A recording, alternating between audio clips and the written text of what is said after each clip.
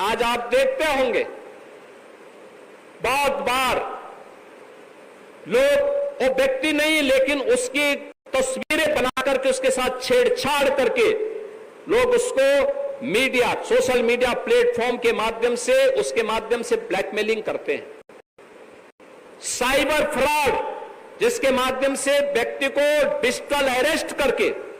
उसके माध्यम से भी बेवकूफ बना दिया जाता है और वो व्यक्ति ठगा का ठगा महसूस करता है कि जब उसको ठग लिया जाता है, सारा पैसा निकाल लिया जाता है, तब उसको पता लगता है अरे तो मुझे बेवकूफ बना दिया गया। यद्यपि सरकार ने अपने स्तर पर उसकी सुरक्षा के लिए कुछ कदम उठाए हैं। हर जनपद में एक साइबर थाना दिया है, हर थाने में साइबर हेल्प डेस्क भी दी है, लेकिन टेक्नोलॉजी का उपयोग उतना हो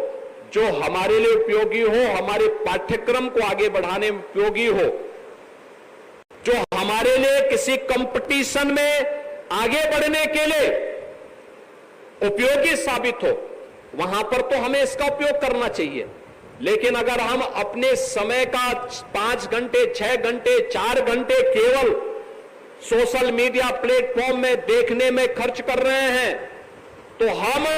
अपना समय भी खर्च कर रहे हैं, अपना श्रम भी खर्च कर रहे हैं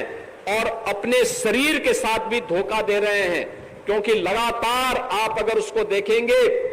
तो असमय आंखें भी जवाब देने लग जाएंगी। हमें कभी भी इतना समय नहीं देना है। जहां हमें कोई डिजिटल लाइब्रेरी देखनी हो, कोई महत्वपूर्ण डाटा दुनिया का देखना हो, उससे कुछ महत्वपूर्ण जानकारी लेनी हो, अब तो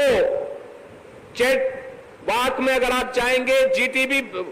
जीपीटी में अगर आप जाएंगे, उसमें केवल एक बार बोलेंगे कि मुझे इस विषय में कोई एक चैप्टर तैयार करना है, आपको 2-3 मिनट के अंदर वो बना करके उपलब्ध करवा देगा। और उपलब्ध करवाने के बाद थोड़ा बहुत उसमें वाक्यों में हेर फेर आपको करना पड़ सकता है, लेकिन वो आपके लिए उपयोगी हो सकता है। लेकिन उस पर निर्भरता नहीं होनी चाहिए, आपको अपने स्तर पर भी जानकारी लेनी चाहिए,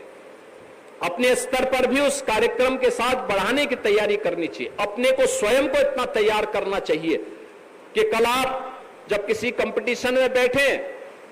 तो वहां पे आपके पास स्मार्टफोन नहीं होगा, वहां पे आपके पास कोई कंप्यूटर नहीं होगा, कोई टैबलेट नहीं होगा। वहां पर पता लगा कि आप केवल इस भरोसे रह गए और वहां पे आप कोई कैलकुलेशन न जान रहे हैं,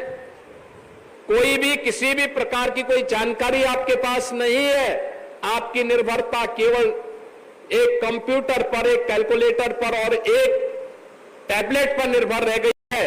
तो ये मान कर चलिए कि कंपटीशन आपके लिए एक पहाड़ हो जाएगा। हमें अपने जीवन में इस प्रकार के पहाड़ नहीं खड़े होने देने, अपने जीवन को सरल और सुगम बनाना है, स्वयं पारंगत होना है, एक एक चीज के बारे में जानकारी लेना है, छोटे छोटे उपकरण के माध्यम से पाठ्यक्रम को आसान बना के अपने कार्यक्रम को आगे बढ़ाना है और शिक्षा को अपनी राष्ट्रीयता के साथ जोड़ करके देश, काल और परिस्थिति के अनुरूप हम उन चुनौतियों से जूझने के लिए अपने आप को तैयार कर सकें।